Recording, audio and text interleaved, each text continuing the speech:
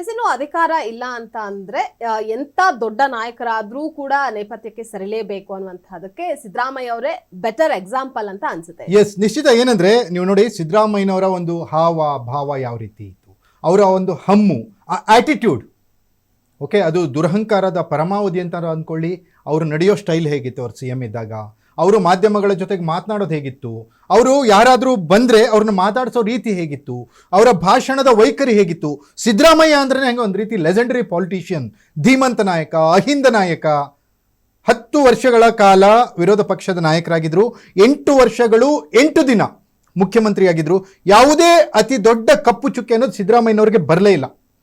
ಮೂಡ ಕೇಸಲ್ಲಿ ಹಲವು ರೀತಿಯಲ್ಲಿ ಅವ್ರನ್ನ ಕಟ್ಟಿ ಹಾಕುವ ಪ್ರಯತ್ನವನ್ನ ಮಾಡಿದ್ರು ಕೂಡ ಅಮಿತ್ ಶಾ, ನರೇಂದ್ರ ಮೋದಿ ಅವರಿಗೆ ಅದು ಸಾಧ್ಯನೇ ಆಗಲಿಲ್ಲ. ಇಡಿ ಕೂಡ ಕೈ ಕಟ್ಟಿ ಕುಳಿತು. ಅಂತ ಸಿದ್ದರಾಮಯ್ಯ, ಧೀಮಂತ ನಾಯಕ ಸಿದ್ದರಾಮಯ್ಯ, ನರೇಂದ್ರ ಮೋದಿ ಮತ್ತು ಅಮಿತ್ ಶಾ ಮತ್ತು ಬಿಜೆಪಿ ವಿರುದ್ಧ ಯಾರಾದರೂ ಅಂಕಿ ಅಂಶಗಳ ಸಮೇತ ಚಾರ್ಜ್ ಮಾಡ್ತಾರೆ ಅಥವಾ ಅವ್ರ ವಿರುದ್ಧ ವಾಗ್ದಾಳಿ ನಡೆಸ್ತಾರೆ ಅಂದ್ರೆ the one and only Siddaramaiah ಅಂತ ಏನಿದ್ರು, ಟಗರು ಸಿದ್ದರಾಮಯ್ಯ. ಅಧಿಕಾರ ಬಿಟ್ಟು ಕೊಡುವಾಗ ಹರಕೆಯ ಕುರಿ ಸಿದ್ದರಾಮಯ್ಯ ಆಗ್ಬಿಟ್ರು. ಅಧಿಕಾರ ಬಿಟ್ಟು ಕೊಟ್ಟ ಮೇಲೆ ಸಿದ್ದರಾಮಯ್ಯನವ್ರನ್ನ ಯಾರು ಕ್ಯಾರೇ ಅಂತಿಲ್ಲ. ಇದು ಇತ್ತೀಚೆಗೆ ಹಲವು ನಿದರ್ಶನಗಳಾಗಿದ್ದಾವೆ. ಈಗ ಅದ್ರ ಬಗ್ಗೆನೇ ನಾವು ಮಾತಾಡ್ತಿದ್ದೀವಿ. ಸಿದ್ದರಾಮಯ್ಯ ಮೂಲೆ ಗುಂಪು ಆದ್ರ ಹಾಗಾದ್ರೆ ಅಂತ ನಿಶ್ಚಿತ. ಅಂದ್ರೆ ಇಲ್ಲಿ ನೀವೇ ನಮ್ಮ ನಾಯಕರು, ನೀವೇ ನಮ್ಮ ಗುರುಗಳು, ನಿಮ್ಮ ನೇತೃತ್ವದಲ್ಲೇ ಸರ್ಕಾರ ನಡೆಸ್ತೀವಿ ಅಂತ ಹೇಳಿ ಬಂದಂತವರು DK ಶಿವಕುಮಾರ್ ಅವರು. ಈ ಸರ್ಕಾರ ಯಾಕೆ ಸಿದ್ದರಾಮಯ್ಯ ಅವ್ರ ಬಗ್ಗೆ ಅಸಡೆ ತೋರಿಸ್ತಾ ಇದೆಯಾ ಹಾಗಿದ್ರೆ? DK ಶಿವಕುಮಾರ್ ಅವರ ನಡೆ ಹಲವು ರೀತಿಯ ವ್ಯಾಖ್ಯಾನಗಳಿಗೆ, ಈಗ ಚರ್ಚೆಗಳಿಗೆ ಅವಕಾಶ ಮಾಡಿಕೊಡ್ತಾ ಇದೆ. ಯಾಕಂದ್ರೆ ಅವರು ರಾಜೀನಾಮೆ ಕೊಡೋವರೆಗೂ ಸಿದ್ದರಾಮಯ್ಯನವ್ರ ಮನೆಗೆ ಹೋಗಿದ್ದೇನೋ, ಅವ್ರ ಕಾಲು ಬಿದ್ದಿದ್ದೇನೋ, ಅವ್ರದೇ ಕಾರ್ನಲ್ಲಿ ಕೂಡಿಸ್ಕೊಂಡು ರಾಜ್ಯಪಾಲರ ಹತ್ರ ಕರ್ಕೊಂಡು ಹೋಗಿದ್ದೇನೋ, ರಾಜ್ಯಪಾಲರ ಹತ್ರ ರಾಜೀನಾಮೆ ಕೊಡಿಸಿದ್ದೇನು, ವಾಪಸ್ ಬಂದ್ಮೇಲೆ ಡೆಲ್ಲಿಗೆ ಹೋಗಿದ್ದೇನು. DK ಶಿವಕುಮಾರ್ ಟ್ರಬಲ್ ಶೂಟರ್ ಅಂತ ಏನ್ ಅನ್ಕೊಂಡ್ರು DK ಶಿವಕುಮಾರ್ ಅವರು ಸ್ಪಷ್ಟವಾಗಿ ಪ್ಲಾನ್ ಮಾಡಿ ಸಿದ್ದರಾಮಯ್ಯನವರಿಂದ ರಾಜೀನಾಮೆಯನ್ನ ಕೊಡಿಸಿದ್ರು. ಯಾಕಂದ್ರೆ ಸಿದ್ದರಾಮಯ್ಯನವರಿಂದ ರಾಜೀನಾಮೆ ಕೊಡಿಸೋದಿಲ್ಲ ಅಷ್ಟು ಸುಲಭದ ಮಾತಾಗಿರ್ಲಿಲ್ಲ.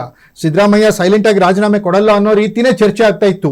ಅದಕ್ಕೆ ಇಂಬು ಕೊಡುವಂತೆ ಸಿದ್ದರಾಮಯ್ಯ ಅವಾಗ ಸೋಷಿಯಲ್ ಮೀಡಿಯಾದಲ್ಲಿ ಟ್ವೀಟ್ ಮಾಡ್ತಿದ್ರು, ಎಕ್ಸ್ ಖಾತೆಯಲ್ಲಿ ಹಾಕೋತಿದ್ರು, ಕೊನೆಯ ಉಸಿರಿರೋವರೆಗೂ ನಾನು ಜನರ ಪರವಾಗಿರ್ತೀನಿ, ಜನಸೇವೆ ಮಾಡ್ತೀನಿ, ರಾಜ್ಯ ರಾಜಕಾರಣದಲ್ಲಿ ಇರ್ತೀನಿ, ಹಾಗೆ ಹೀಗೆ ಹಲವು ರೀತಿಯ ವ್ಯಾಖ್ಯಾನಗಳನ್ನ ಸಿದ್ದರಾಮಯ್ಯನವರು ಹುಟ್ಟು ಹಾಕಿದ್ರು ಕೂಡ ಅವರ ಅಭಿಮಾನಿಗಳು, ಅವರ ಫಾಲೋವರ್ಸ್, ಸಚಿವರು, ಹಿರಿಯ ಸಚಿವರು ಅಂತ ಯಾರಿದ್ರು ಅವರೆಲ್ಲರೂ ಕೂಡ ಸಿದ್ದರಾಮಯ್ಯನವರ ಪರವಾಗಿ ಸ್ಟ್ರಾಂಗ್ ಆಗಿ ಬ್ಯಾಟ್ ಬೀಸ್ತಾ ಇದ್ರು. ಸಿದ್ದರಾಮಯ್ಯನವರೇ 5 ವರ್ಷ ಮುಖ್ಯಮಂತ್ರಿ ಅಂತಿದ್ರು. ಹೈಕಮಾಂಡ್ ಹೇಳಿದ್ರೆ ಮಾತ್ರ, ರಾಹುಲ್ ಗಾಂಧಿ ಹೇಳಿದ್ರೆ ಮಾತ್ರ ಅಂತಿದ್ರು. ಫೈನಲಿ ಅದೇ ರಾಹುಲ್ ಗಾಂಧಿ ಅವರ ಹತ್ರ DK ಶಿವಕುಮಾರ್ ಸಿದ್ದರಾಮಯ್ಯನವರೇ ರಾಜೀನಾಮೆ ಕೊಡಿ ನೀವು ಅಂತ ಹೇಳಿಸ್ಬಿಟ್ರು. ರಾಹುಲ್ ಗಾಂಧಿ ಸುಲಭವಾಗಿ ಹೇಳ್ತಾರೆ ಅಂತ ಯಾರೂ ಅಂದ್ಕೊಂಡಿರಲಿಲ್ಲ, ಬಟ್ ಹೇಳ್ಬಿಟ್ರಲ್ಲ. ಹೇಳಿದ ಮೇಲೆ ಸಿದ್ದರಾಮಯ್ಯನವ್ರನ್ನ ಯಾವ ರೀತಿ ನಡೆಸ್ಕೊಳ್ಬೇಕಿತ್ತು ಆ ರೀತಿ ನಡೆಸ್ಕೊತಿದಾರ ಕಾಂಗ್ರೆಸ್ನವರು, ಕರ್ನಾಟಕ ಕಾಂಗ್ರೆಸ್ನವ್ರು ಏನ್ ನಡೆಸ್ಕೊತಿದಾರ, ಮುಖ್ಯಮಂತ್ರಿ DK ಶಿವಕುಮಾರ್ ನಡೆಸ್ಕೊತಿದಾರ, ಈ ಸರ್ಕಾರ ನಡೆಸ್ಕೊತಿದೆಯಾ, ಕರ್ನಾಟಕ ಇನ್ಚಾರ್ಜ್ ಸುರ್ಜೇವಾಲಾ ನಡೆಸ್ಕೊತಿದಾರ.